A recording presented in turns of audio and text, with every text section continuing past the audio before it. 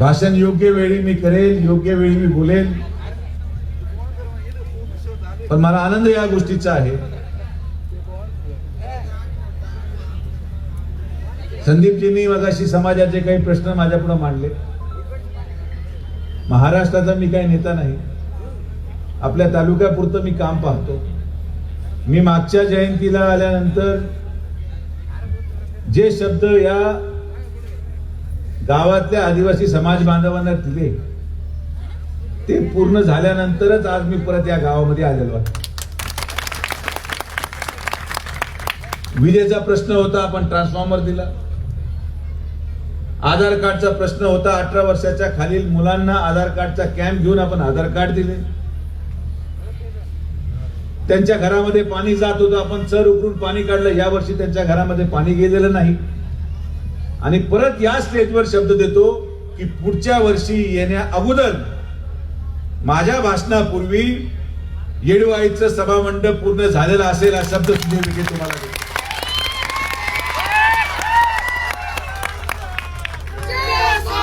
भाषण, शब्द, आश्वासन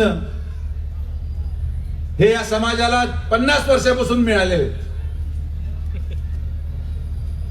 या समाजाचा अनुभव माझ्या इतका कोणालाच नाही, महाराष्ट्राचा मला माहित नाही. पण या शिर्डी विधानसभा मतदारसंघामध्ये विखे पाटील परिवाराच्या प्रती असलेलं प्रेम आणि निष्ठा ही आदिवासी समाजाने 40 वर्ष दाखवलेली आहे. आणि म्हणून त्यांचं प्रत्येक काम, प्रत्येक प्रश्न हा आपण सोडवण्याचं काम तत्परतेने करतो. आणि ही जबाबदारी प्रत्येकाची आहे. नुसतं विभाग उघडून चालणार नाही, नुसतं त्या विभागाला कॅबिनेट मंत्रीपद देऊन चालणार नाही. आदिवासी समाजाचे प्रश्न सोडवण्यासाठी खासदार असतील, आमदार असतील, यांच्यापेक्षा गाव पातळीवरचे सरपंच आणि सचिन आणि पप्पू सारखे कार्यकर्ते जर प्रत्येक गावात झटले तर या महाराष्ट्रामध्ये आदिवासींचे सगळे प्रश्न हे संपलेले असतात. एक बसू देत नाही. यांनी ट्रान्सफॉर्मर कसा मिळवला मला माझं माहिती, कुठल्याही नियमात न बसणारा ट्रान्सफॉर्मर, पण त्यांनी माझ्याकडून घेतला. जागेचा उतारा नव्हता निघत, ग्रामपंचायतचा उतारा सरपंच शांताराम पाटील असतील आणि या 2 मुलांनी घेऊन ग्रामपंचायतचा उतारा कसा तयार केला मला माहित नाही. आणि आता सभा मंडप देखील कुठल्याही नियमात बसत नाही, पण तरी आम्ही पूर्ण करणार. हीच नामदार राधाकृष्ण विखे पाटील साहेबांची काम करायची पद्धत आहे. ज्या गोष्टी सोपेरी मिळतात ते आमच्याकडे लोक मागतच नाहीत. आमच्याकडे सरळ मार्गाने जे गोष्टी मिळतात त्या तर न मागता मिळतात. मी यांना तेच सांगतो की आम्हाला ते काम सांगा जे होऊ शकत नाही. म्हणून त्यांनी मला संगमनेरचं काम सांगितलं जे होऊ शकत नव्हतं. लोक म्हणायचे ते झालं. रामभाऊ लोक म्हणायचे भोजापूरचं पाणी येणार नाही, ते आलं. लोक म्हणायचे निळवंड्याचं पाणी येऊ शकत नाही, तेही आणलं. आणि त्यामुळं या मतदारसंघामध्ये, या जिल्ह्यामध्ये नुसतं शब्दावर राजकारण होत नाही, शब्दपूर्तीचं राजकारण होतं. आणि शब्दपूर्ती करण्यामध्ये मी आज या व्यासपीठावरून आवर्जून सांगतो की जे 3 दिवसापूर्वी रेल्वेसाठी आंदोलन केलं गेलं, आमचा त्या रेल्वेला कुठलाही विरोध नाही. उलट जर ते काम होणार असेल आणि संगमनेर मार्गे जर रेल्वे जाणार असेल तर सुजय विखे सगळ्यात पुढे उभं राहून त्या गोष्टीचा पाठिंबा देतो, हे पण तुम्हाला सांगतो. पण यामध्ये राजकारण करून, यामध्ये आंदोलन करून, आरोप प्रत्यारोप करून काय साध्य होणार नाही. यामध्ये एकत्रितपणे काम केलं पाहिजे. रेल्वे संगमनेरून गेली पाहिजे, आनंदाची गोष्ट. संगमनेरचा विकास झाला पाहिजे, आनंदाची गोष्ट.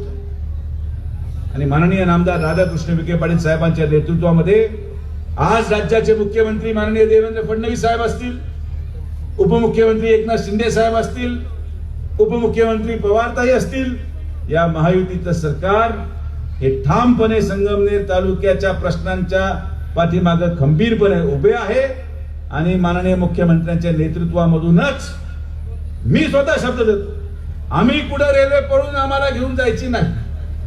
आमच्याकडे रेल्वे आली, स्टेशन आलं, रेल्वे पण आल्या, विमानतळ पण आलं, विमानं आले.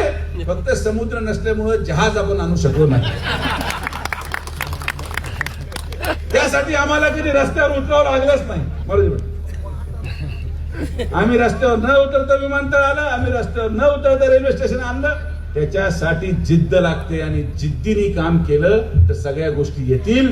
तर जसं रेल्वे स्टेशन शिर्डीला आलं तेवढ्याच जिद्दीने आपण संगमनेरला देखील रेल्वे स्टेशन आणणार हा शब्द मी या जनतेच्या पुढे आज देतो. आणि यामध्ये मला श्रेय अजिबात नको, यामध्ये अजिबात कुठलं श्रेय घेण्यात मजा नाही. अगोदर मला हे जाणीव होती की आपण कुठेतरी निवडणूक लढून एखादं पद मिळवलं पाहिजे. हे मी जेव्हा खासदार झालो किंवा खासदार होण्यापूर्वीची अपेक्षा होती. पण आज विधानसभा झाल्यानंतर या गोरगरीब जनतेच्या आशीर्वादाने, या आदिवासी समाज आमच्या बांधवांच्या आशीर्वादाने, सर्वसामान्यांच्या आशीर्वादाने आपण किती आमदार केले.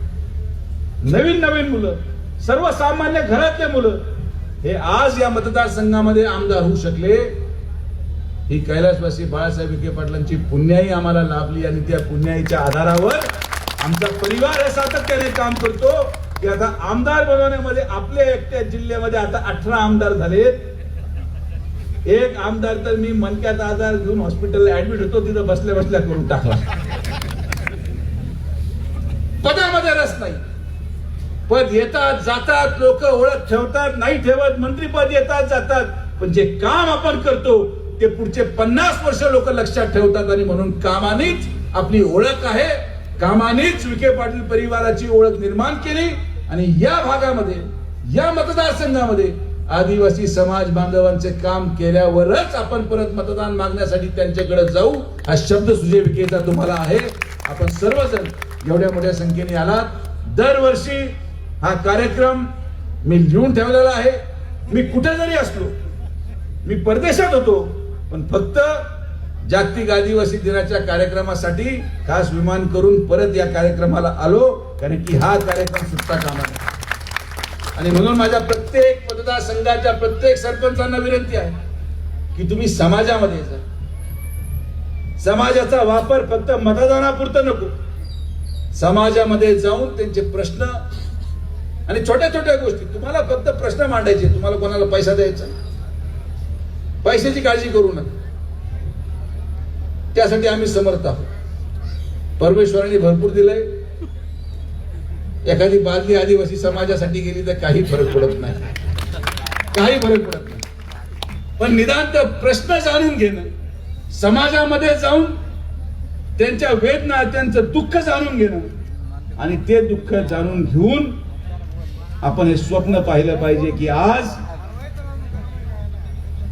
जर आपण संकल्प केला मोठा तर तो दिवस देखील मागे नाही की 5 वर्षानंतर 10 वर्षानंतर या अहिल्यानगर जिल्ह्याचा कलेक्टर एक आदिवासी समाजाची भगिनी किंवा आपला बंधू असेल हे स्वप्न आपल्याला पूर्ण करायचं. आपल्याला या समाजाचे मुलं मुख्य प्रवाहात आणायचे असतील तर आपल्याला यांच्या शिक्षणावर भर द्यावा लागेल, यांच्या शिक्षणासाठी धडपड करावं लागेल. हे मुलं शिकले तर यांच्या समाजाला भविष्य आहे, हे मुलं शिकले तर यांच्या परिवाराला आधार आहे. सुजय विखे आयुष्यभर जगू शकत नाही.